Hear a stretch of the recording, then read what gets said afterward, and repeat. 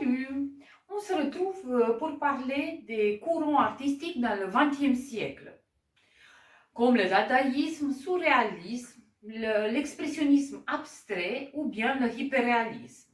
Et je veux commencer tout de suite par le dadaïsme, qui est un courant artistique où en Europe comme en Amérique, des jeunes artistes tels que Marcel Duchamp, qui est un plasticien, et Marcel Janco, un peintre et architecte, remodèlent l'art en effectuant à travers leurs œuvres une véritable recherche de la liberté, de la légèreté et de l'humour.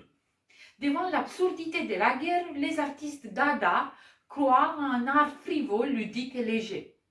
La mission de Dada est de réagir aux horreurs de la Première Guerre mondiale, comme par exemple Marcel Duchamp avec son œuvre La Fontaine, consistant en un urinoir en porcelaine renversé. Le surréalisme tient un mouvement le plus représentatif de la pensée du XXe siècle. La peinture est onirique, pleine de messages et de sens cachés. Le mouvement artistique surréaliste s'imposa principalement entre la Première et Deuxième Guerre mondiale.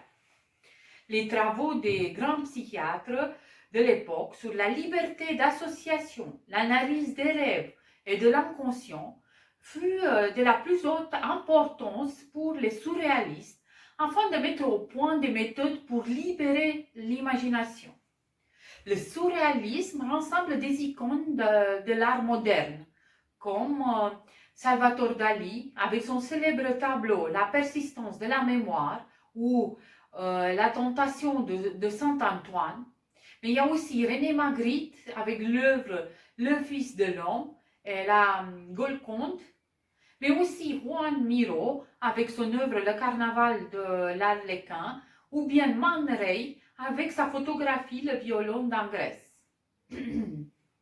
Après la Deuxième Guerre mondiale, à New York, naît un mouvement artistique qui va influencer un nombre d'autres.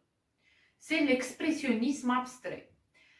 Un artiste représentant de ce mouvement est Jackson Pollock.